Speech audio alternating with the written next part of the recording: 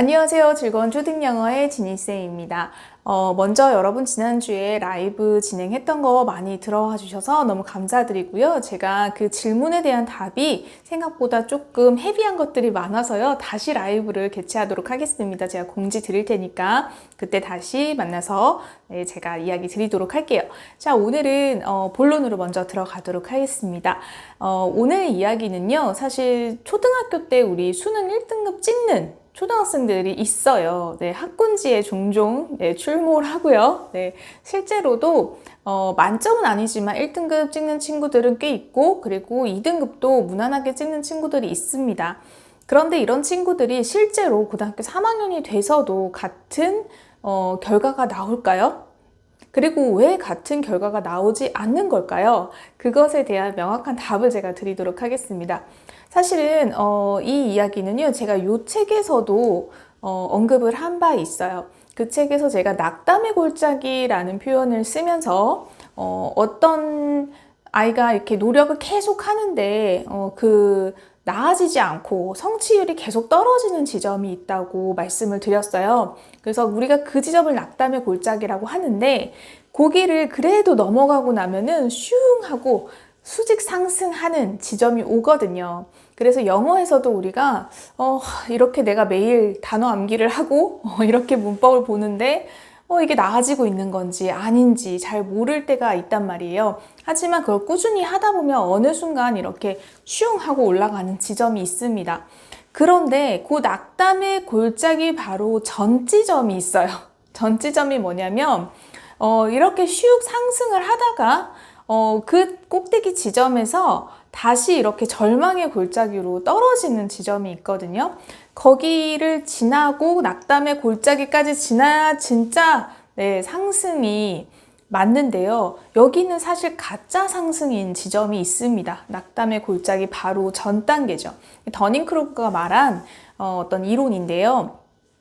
여기에서 사람들이 이렇게 안다, 어떤 지식을 습득하고 내가 알겠다라고 하는 이 지점은요, 가짜일 수 있는 거예요. 그러니까 나의 잘난 척 또는 나의 지식의 자만, 그리고 또 지식의 저주라고도 하죠. 내가 어느 정도 알고 있는 것이 다 세상을 다 한 것처럼. 우리 사춘기 아이들이 보통 그렇잖아요. 그쵸? 그래서 그 지점에 아이들은 아직까지 발달을 하는 순간들이 있단 말이에요. 그런데 우리가 초등 시기에 영어 스킬, 그쵸? 영어 능력, 영어로 말하고 또 듣고 그 다음에 읽고 이런 것들이 훈련을 통해서 많이 습득이 된 친구들이 수능 시험지를 봤을 때 쭉 풀다 보니까 자기가 깊이 생각하지 않고 그냥 찍은 답들, 그런 것까지 전부 다 포함을 해서 어떻게 하다 우연히 1등급을 받게 된 친구들이 있는 거예요. 근데 그런 친구들이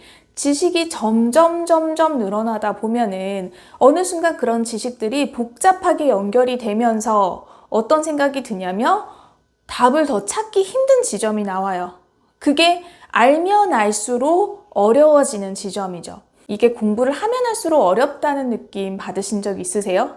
만약에 그렇다라고 하면은 여러분들은 낙담의 골짜기를 지나고 있는 지점이에요. 이 낙담의 골짜기를 지나고 있는 지점은 공부를 하면 할수록 어렵다라는 느낌이 들고 최상위권 친구들만이 이 느낌을 가지고 이 낙담의 골짜기에서 헤매고 있어요. 근데 요 헤매는 지점에서 뚫고 올라가면 우리는 최상위권이 될 수 있습니다. 그런데 많은 친구들은요, 이 위에서 놀고 있어요.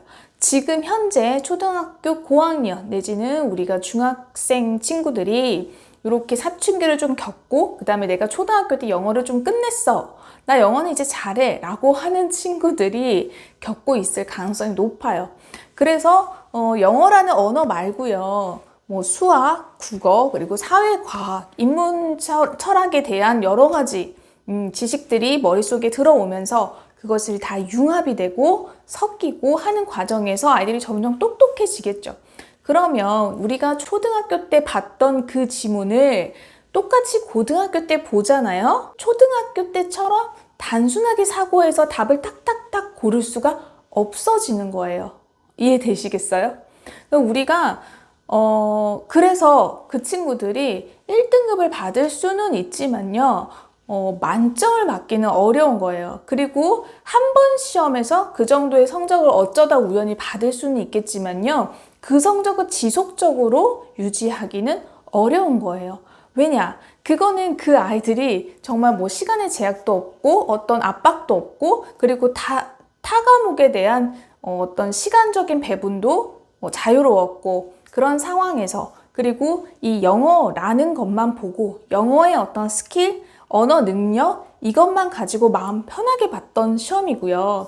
여기에다가 본인이 공부를 하면 할수록 사회든 과학이든 여러 가지 잡다한 지식들이 들어가면서 점점 복잡한 사고를 하게 됩니다. 그러면서 우리가 그때 봤을 때는 아주 간단하게 답을 골랐던 것들, 그러니까 언어적인 측면에서 이걸 해석해서 따라가다 보니까 이게 답인 것 같은데 라고 찍었던 답도 우리가 고등학생이 돼가지고 그걸 다시 보면은 헷갈리는 지점들이 있어요. 내가 새롭게 인풋된 여러 가지 지식들이 있기 때문에 헷갈리기 시작하고 어렵기 시작하는 거예요.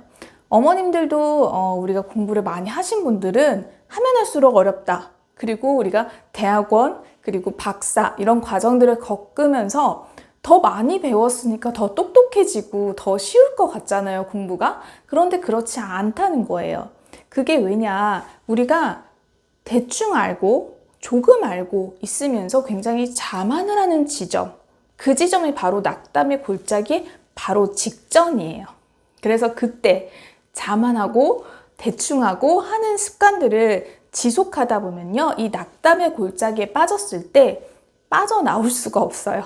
그러니까 우리가 가져야 되는 거는 내가 아는 것이 다가 아니다.